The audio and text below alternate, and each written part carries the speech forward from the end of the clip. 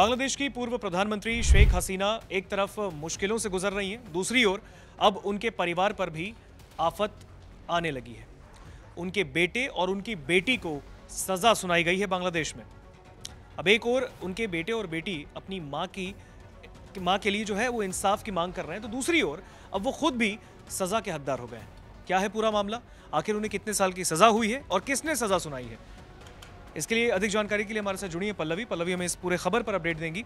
पल्लवी, शेख हसीना पर आफत तो मेरे ख्याल से लगातार जब से वो बांग्लादेश से बाहर है तब से उनके साथ चल रही है, लेकिन अब उनके बेटे और बेटी को भी इस मामले में घसीटा गया है।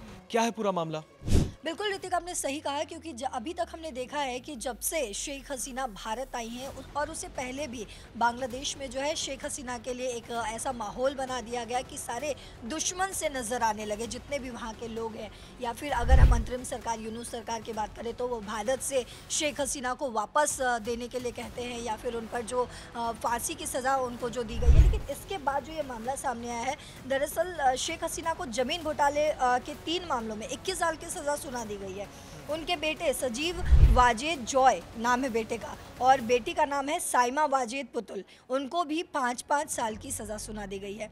अब इसके पीछे कई कारण हैं ऋतिक। ये फैसला उस समय आया है जब हसीना पहले से ही मानवाधिकार उल्लंघन के मामले में मौत की सज़ा का सामना कर रही हैं। तो अदालत ने जिन 3 मामलों में फैसला सुनाया है उनमें शेख हसीना पर आरोप है कि उन्होंने ढाका के पूर्वांचल इलाके में सरकारी प्लॉट अपने परिवार के पक्ष में अवैध रूप में अलॉट करवाए। हर एक मामले में अदालत ने उन्हें 7-7 साल की सज़ा सुनाई, यानी कि 7-7-7-21 इस तरीके से। बाकी 3 मामलों का जो फैसला है वो 1 दिसंबर तक आ जाएगा। लेकिन अगर बेटे और बेटी की बात करें कि आखिर उनके बेटे और बेटी को इस मामले में क्यों घसीटा जा रहा है, तो इसके पीछे भी बड़ा कारण है। इस मामले में शेख हसीना ही नहीं, उनका परिवार भी आरोपी बना दिया गया है। सजीव वाजेद जॉय जो कि शेख हसीना के बेटे हैं, उन्हें 5 साल की सज़ा सुनाई गई है।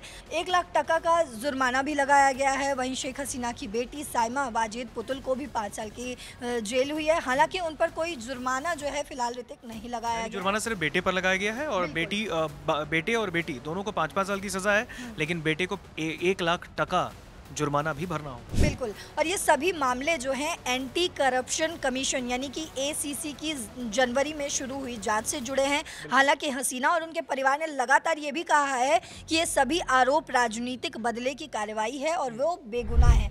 लगातार शेख हसीना का जब भी बयान आता है तो वो यही कहती हैं कि जो भी मुझ पर एक्शन लिया जा रहा है वो सब राजनीतिक बदले के तौर पर लिया जा रहा है, मैंने ऐसा कुछ भी नहीं किया है। वैसे अगर हम क्राइम ट्रिब्यूनल जो पहले मौत की सज़ा सुनाई थी, अगर उस पर भी बात करें ऋतिक, तो अभी हाल ही में ढाका के इंटरनेशनल क्राइम ट्रिब्यूनल यानी कि ICT ने शेख हसीना को जुलाई 2024 के छात्र आंदोलन के दौरान हिंसक दमन के लिए मानवता के खिलाफ अपराध में फांसी की सज़ा सुनाई। क्योंकि अभी शेख हसीना जो है वो भारत में है, तो इसलिए उनको फांसी की सज़ा नहीं दी गई है, लेकिन सुना दी गई है। यानी कि बांग्लादेश ये कह भी रहा है भारत को कि हमें शेख हसीना वापस कीजिए। वहीं अदालत के मुताबिक उस समय हुए सरकारी दमन में कई लोग मारे गए।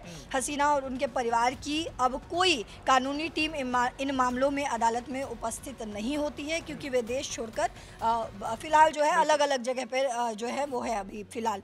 भारत को जो है इस पर क्या प्रत्यर्पण की अर्जी दी गई है वो भी थोड़ा सा समझते हैं। दरअसल ढाका के अंतरिम सरकार ने भारत से आधिकारिक तौर पर शेख हसीना के प्रत्यर्पण की मांग की है, जो मैं बार बार अभी बोल भी रही हूँ। भारतीय विदेश मंत्रालय के प्रवक्ता हैं रणधीर जायसवाल, उन्होंने भी इस पर जो है रिप्लाई किया है और कहा है कि भारत को अर्जी मिल चुकी है, अभी इसकी कानूनी समीक्षा जो है वो जारी है। और ये भी बता दें कि जुलाई 2024 में छात्र नेतृत्व वाले बड़े विरोध प्रदर्शनों के बाद शेख हसीना की सरकार जो है वो गिर गई थी, और 5 अगस्त 2024 को शेख हसीना देश छोड़कर मतलब वो जो है वो भारत में शरण ले लिया था। वैसे आपको बता दें ऋतिक कि भारत और बांग्लादेश के बीच जो है ऐसे कमिटमेंट्स पहले जो है वो हो चुके हैं कि अगर कोई भी देश का नागरिक जो है वो दूसरे देश में जाता है तो उनको प्रत्यर्पण करना होता है, लेकिन उसके कई लूप होल्स भी है। अगर किसी राजनीतिक कारण की वजह से, किसी राजनीतिक बदले की वजह से अगर बोला जाए वापस करने के लिए तो उसमें लूप होल्स भी है। जिस तरीके से इंडिया जो है इसमें मना कर रहा है, तो इंडिया के पास वैलिड रीज़न है फिलहाल, लेकिन रणधीर जायसवाल ने ये भी कहा है कि अभी इस पर बातचीत हो रही है और आगे जो कुछ भी होगा वो तो हम अपडेट बताते ही रहेंगे। बिल्कुल, देखिए जिस तरीके से भारतीय विदेश मंत्रालय के प्रवक्ता रणधीर जायसवाल, उनका बयान आया था बीते दिन। उन्होंने कहा कि इस पूरे मामले पर बांग्लादेश से अर्जी मिल चुकी है, इसकी पूरी समीक्षा की जा रही है, उसके बाद ही कोई फैसला भारत की सरकार भी लेगी। लेकिन ऐसे में अगर देखा जाए तो फिलहाल शेख हसीना के साथ अब उनके बेटे और उनकी बेटी दोनों के लिए मुश्किलें बढ़ती दिख रही हैं। और ऐसे में अगर आप देखें, एक तरफ जहां शेख हसीना को फांसी की सजा सुनाई गई है, दूसरी ओर अब उन्हें 21 साल की सजा और अब उनके बेटे और बेटी को 5-5 साल तक की सजा और उनके बेटे को 1 लाख टके का जुर्माना भी भरना होगा।